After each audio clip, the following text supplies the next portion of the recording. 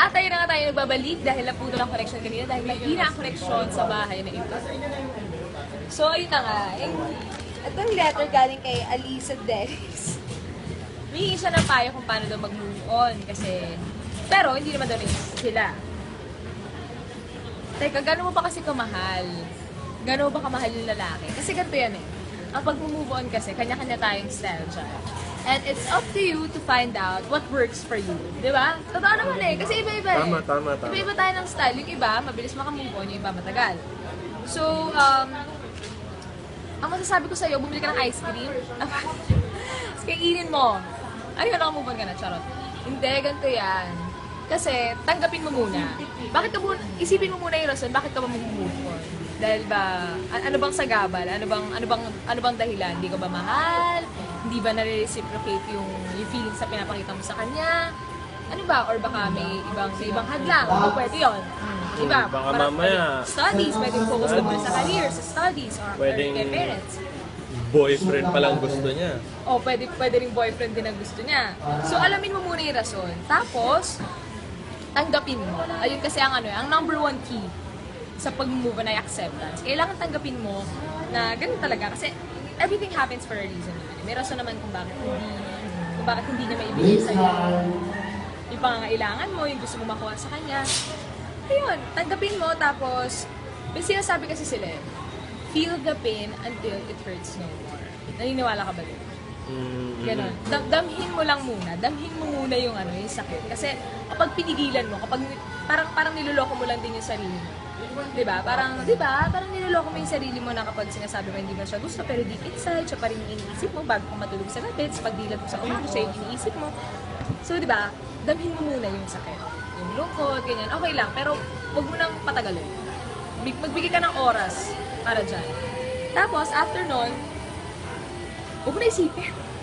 Oo, dadating naman yan eh. Slowly. Ano na lang, stress eating na lang siya. Huwag naman stress eating kasi baka naman tumaba siya. Pero dadating din yan, as in step by step. Ang may sasuggest ko lang sa'yo ay huwag mong madaliin. Time heals all wounds, di ba? Di ba? Alam niyo yan? Kaya huwag mong madaliin.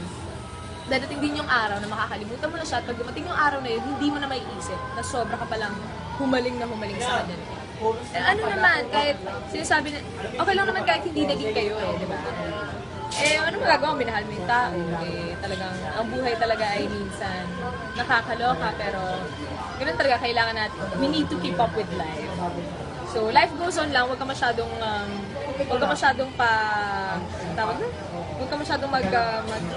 magwalo.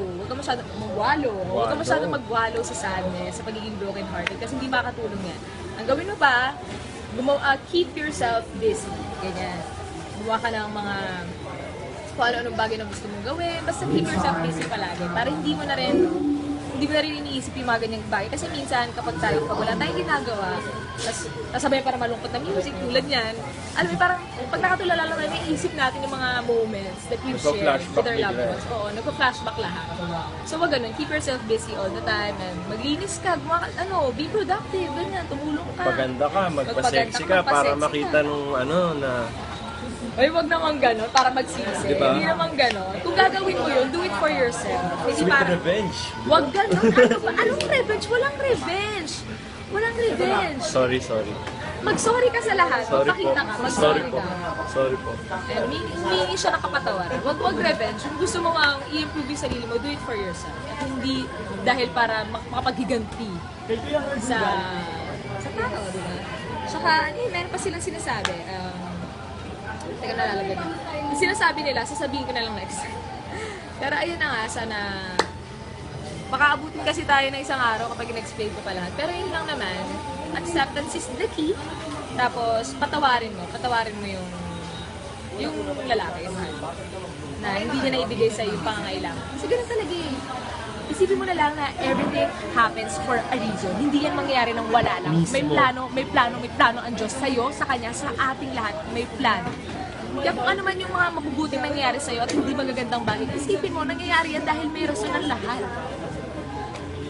And learn your lesson. Kasi lahat naman ang binibigay sa atin ng Diyos, lahat naman ang pagsubok na pinagdadaanan natin sa buhay, ay may rason at may lesson na kalaki. Hindi na lagi mong tatandaan, okay? Huwag ka na masyadong iiyak, Alisa. Tissue. Nagiging emotional kasi ako kasi si Kaya Alisa. tissue, kaya tissue. Si Alisa Dennis eh. Ay, naku. Ayun, sana may natutunan ka, Alisa, sa aking payo. Medyo maikli lang and medyo magulo kasi itong kasama ko medyo magulo. Pero ayun, sana may natutunan ka, acceptance, forgiveness, and keep yourself busy. Maging productive ka and improve yourself. Be a better person. Aim to be a better person. Mag-focus ka muna sa ibang bagay dahil ang love life darating yun. Okay? Bawal ang revenge. Bawal ang revenge. Huwag kayo mapapaniwala dito sa nagsasabi ko, sweet revenge, sweet revenge. Walang sweet revenge. Wala! Ayun. Bye-bye! Bukas ulit.